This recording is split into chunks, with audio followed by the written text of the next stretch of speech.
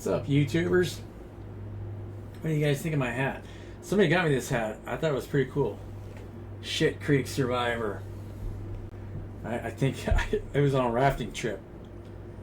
So, yeah, there's a couple of rafting trips where, survival is questionable. It's a game of life, right? Surviving the game of life.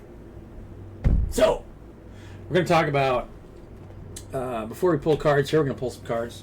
But I want to talk about just kind of the general overall what the group collective is going through, why it's going through it, and what the outcome will be. So, a lot of people in their hermit energy. Everybody's kind of, it feels like falling in, right? There's a lot of businesses that are kind of collapsing, blah, blah, blah. Some businesses are expanding temporarily. And there's a lot of businesses, more spiritual businesses are moving into motion because people are recognizing that the spiritual side really controls everything. So what's the group collective learning how to deal with, right? You're learning how to not just transmute. People talk about transmuting negative energy. It's about disconnecting, right? When you fall into the art of surrender, we talk about surrender a bunch. When you're surrendering, it forces you to be an observer and be able to offer something when it's needed. And when you're an observer, become a better listener, right? Not only listen, but observe the field the way it is. Now, if you're feeding too much on what's going on around you, you're taking in all that stuff. I made a comment on somebody's post the other day. It was a really good friend of mine, somebody that I interviewed podcast about 2.5 years ago. I'm not going to say her name right now, but amazing woman. She runs a nonprofit in Nashville. And she wrote a LinkedIn article about how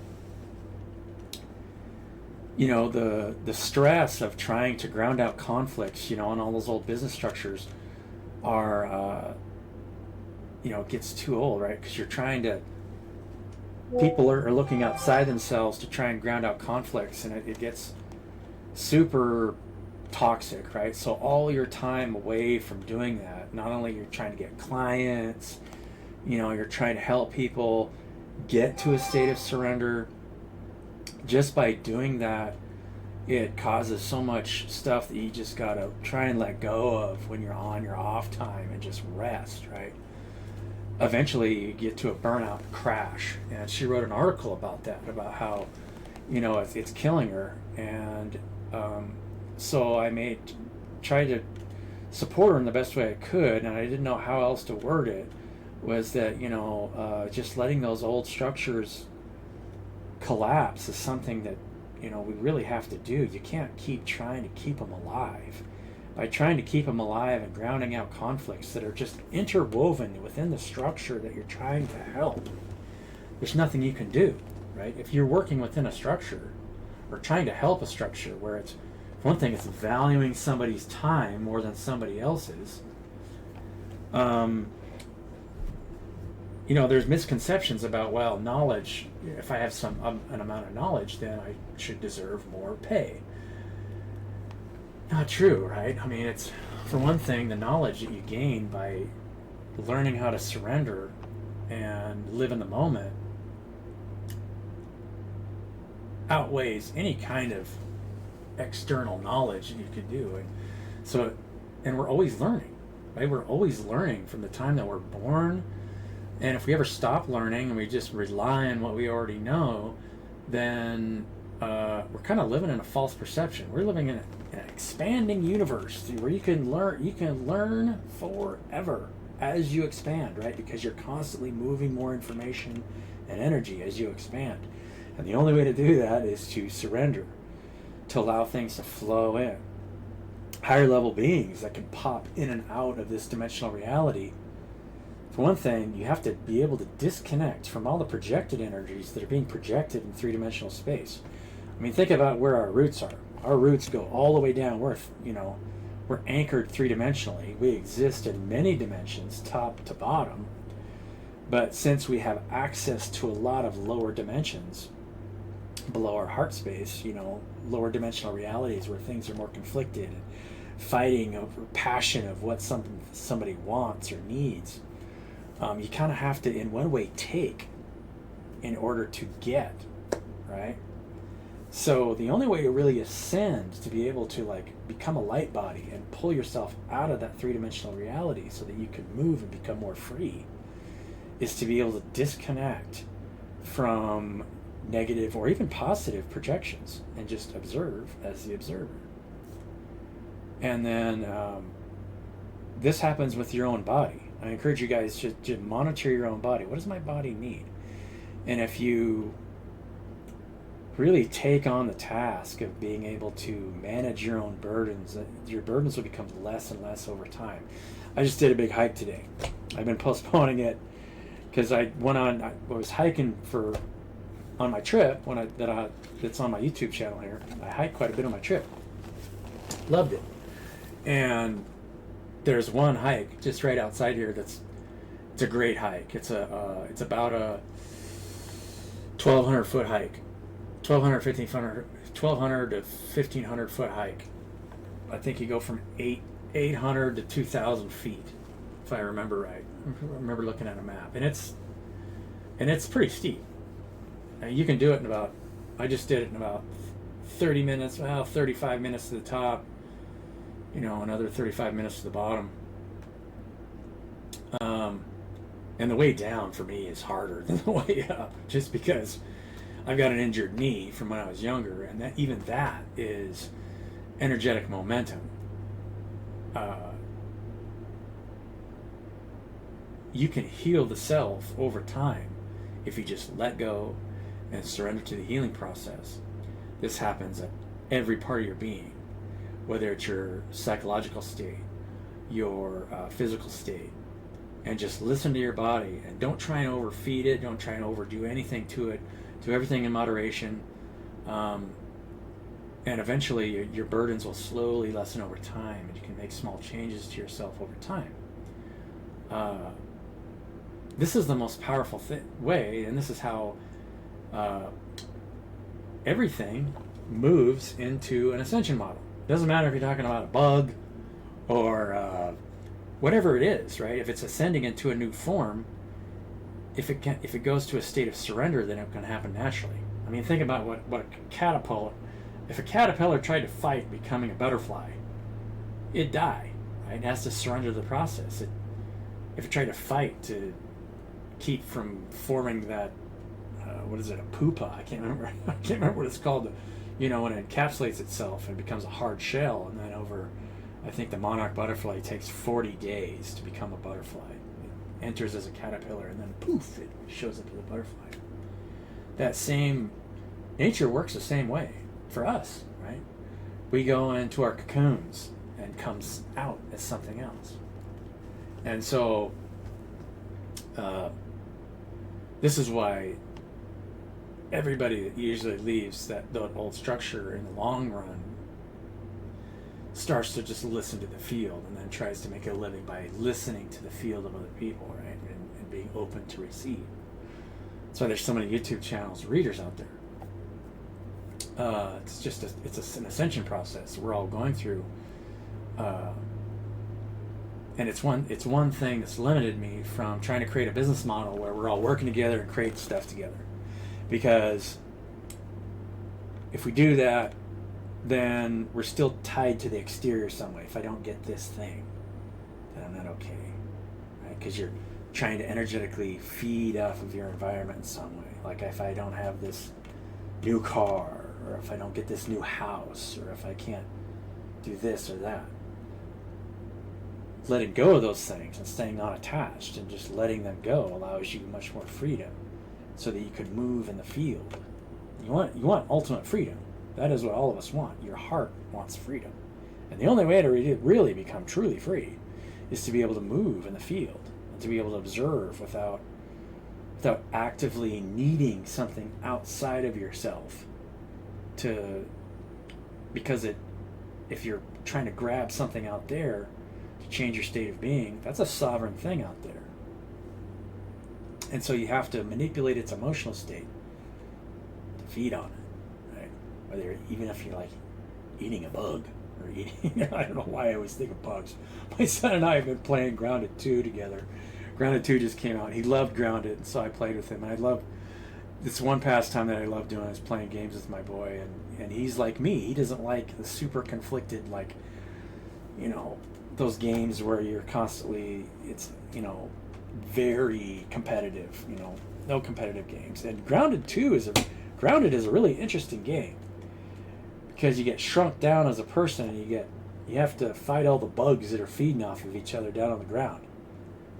It's a really good metaphor for those of us that, you know, drop down into this three-dimensional space. Maybe we were higher dimensional beings and we volunteered to come here to help the group collective move into an ascension process, to understand the power of surrender and non-attachment.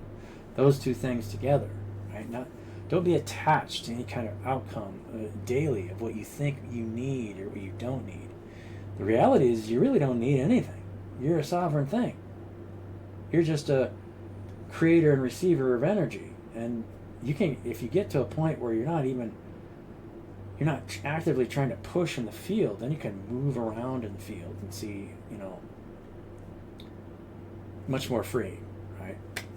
And there's another term that always slays me whenever I watch YouTube, is when people say divine masculine or divine feminine.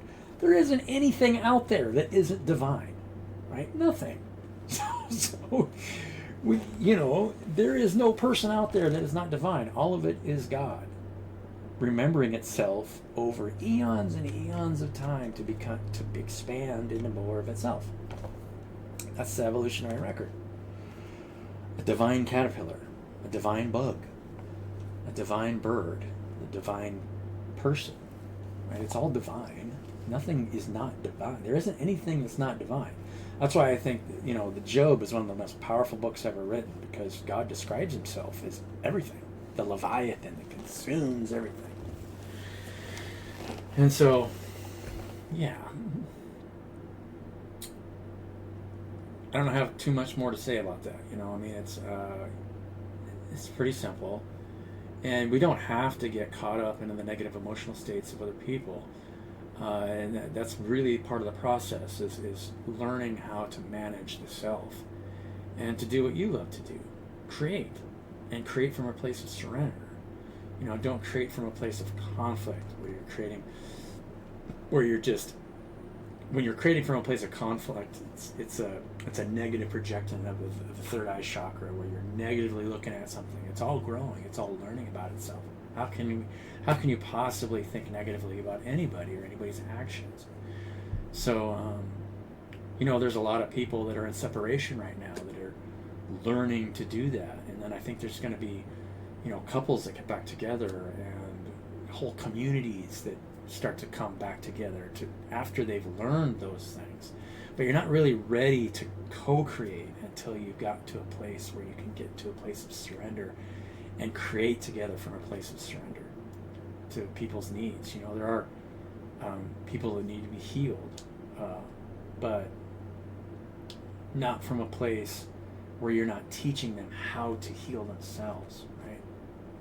And how to ascend psychologically and physically and emotionally. Yeah. So let's pull a card. What do the cards have to say after I said that? Right.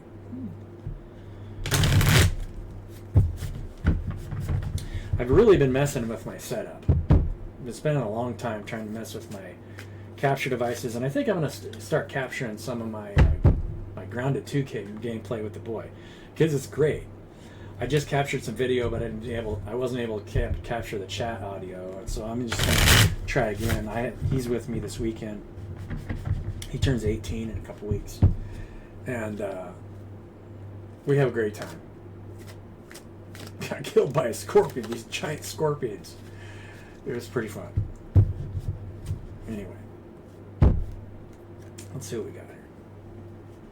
Four Swords, Ace of Pentacles, Page of Pentacles, Six of Pentacles. Page of Swords. Devil. 7 cards. King of Swords in the objective position. Or in the... We're going to use that as the... Passion, emotional fulfillment, listening to your environment, being generous with your time and your energy, and loving the people around you. Slow moving energy, but it came out with Ace of Pentacles, rest, and the King of Swords in the resistance position. I think that says everything it needs to say, right? I mean, for those of you that watch tarot or, you know, this has to do with our attachments, but our passion, right? It's all of our passion to see each other succeed, to see each other mostly ascend in our awareness of what's going on around us and why things are happening for us and not to us, right? I mean, that's a lesson that I got to learn all the time, right? And just observe. It's like, okay, especially if somebody tries to take advantage of you monetarily. It's happened to me countless times. I mean, just recently. And I'll tell you guys a story. Had somebody send out an email, and I think this is happening to a lot of people because the person that I called, I was just like, I got to research this. Somebody wanted to give me a grand piano. It's like, okay. And they got a hold of me via email. I'm like, sure, yeah. Send me a grand piano. I was like, well, you know, you have to pay for moving. You know, I live in the South somewhere. And so I was like, sure, yeah, get me in touch with the movers. This all happened over about a week period. I didn't, like, jump at it because I've seen this stuff 1,000 times before. And looked pretty legitimate as far as, you know, even the...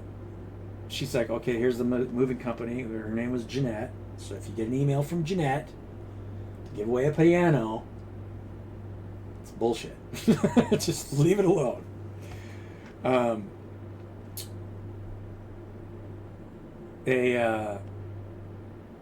So they gave me this link to this moving company. I'm like, all right, I got to look into this moving company. So I go to the website, and the link to the website looked a little fishy. For one thing, it wasn't a solid website. When you go to it, it had kind of a floating mouse that didn't look right. I'm like, heh. So I looked up the address, and it was at, I could look it up here, but I'm not gonna. It was at like 12 something Little Rock, Arkansas. So I went to Google Maps, checked out the address, and there was a moving company at that address. And at the address, there's a picture of a moving van with a number on the side, and it's a Google business address. So I called them, and I said, hey, I was just checking to see if this is the address of Global Link something Solutions. She's like, are you calling about a piano? I'm like, funny, it sounds like you've had to deal with this before. She's like, yeah, we've had people show up with moving vans. They've had people actually rent moving vans and go to that address to pick up a piano, drive cross country. They've turned them into the FBI. They've turned them into everybody, and they cannot nail these people down. They just, you know, it's some kind of floating ISP address out there that just claims that it has business at this address that it doesn't. Obviously, it's just a fake thing. It's not even an incorporated thing. They just give you some wire transfer information to pay them to ship a piano to you. It's just like, yeah, right. And she said she's felt sorry for a lot of the people that have gotten scammed, because there's a lot of people that'll pay them. You know, I mean, you know, you pay somebody anywhere from $1,500 to $3,000 to ship a piano, and you if you don't check, make sure they're a legitimate business, then you're just out. I mean, how many people? This is I don't know how much money that this entity is making, but it must be making quite a bit. But thinking about the psychology of somebody that feels like they need to do that, right?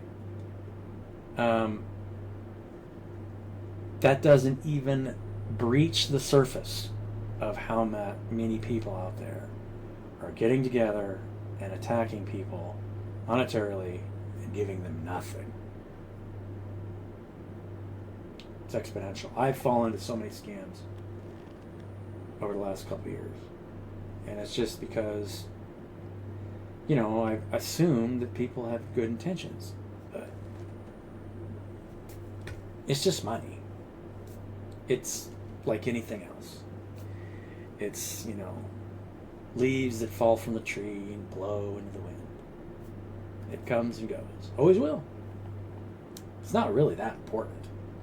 What is important is how to get to a state of being where you're passionate about making sure that other people can do the same and that they stay non-attached to those things, because it just doesn't matter. Do you have a need? If somebody comes to you and asks, hey, look, I need help. I don't have enough money. That is a much better way to do it and be honest than send somebody try to sell somebody some BS, right? It's sad. It really is sad. But you can't get as much money from people, right? If you can sell somebody a dream, and you can get more money out of them, generally speaking, if they have it to give. But you can't sell a dream. The only thing you can do is create a dream, and the dream is always the same. The dream is freedom, and if you put that dream externally and think that it's something out there that I'm going to get, lying to yourself. If I have $100,000, I'll be free. No. Money doesn't equal security, especially when it comes to emotional security and mental security. That's why Jesus taught what he taught. And so that's something that I am very passionate about. You get very emotional about it. When you love the people around you and you see that they're just bound into hanging on to stuff, and if they let something go, they feel like they'll lose their lives. It's like, you can't lose your life.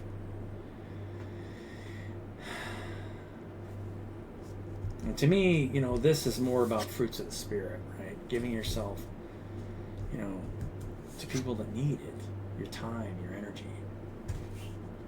And sometimes it means money, if they need it, right? We live in a society that has bound their existence to that. But they're having to let it go. Eventually they'll let it go. It's right at the end of Revelations. I'm not the first one to talk about it. Not even going to be the last. Not the first or the last. Just somebody that's just spreading the message. Where all the merchants, finally lose everything that they were trying to hold on to. It's our world. But if we try to take a portion of it disproportionately, then none of us own the land. The land changes. How can you own a tree that grows and dies? All children are my children. And so the outcome is to speak your truth in this area. And so the best you can do is to try and find a middle ground, right? You don't judge, but just speak from a place of neutrality and say, look, this is what's happening. And until you guys get to a place, or we all get to a place where we can surrender to each other's needs and not try and judge for what somebody needs, and cut away the needs that aren't healthy for the person, psychologically, emotionally. Because all we really need is just to spend time together and to sit together in the sun and decide what we're going to do next. What do we want? What do we want to build? Whatever the group wants. I'm fine sleeping in a cot out underneath the sun. I don't need a house. Although it's nice to have air conditioning when it gets really hot. I hiked the hill today, and I think it was like 90 to 93, somewhere in there.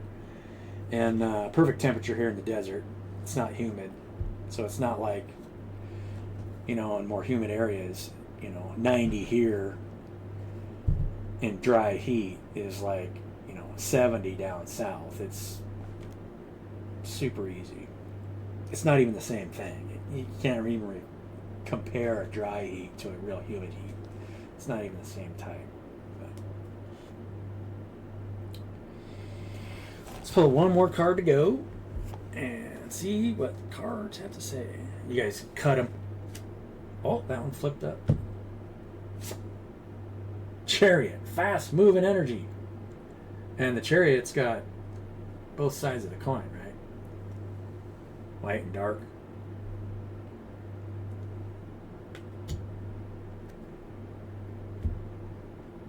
Because when you're in a state of surrender, you're creating light out of darkness. You're sitting in the dark and creating light. Because what's next? Who knows? Could be anything. Right? Love you guys. Have a beautiful day. And I'll catch you on the next one.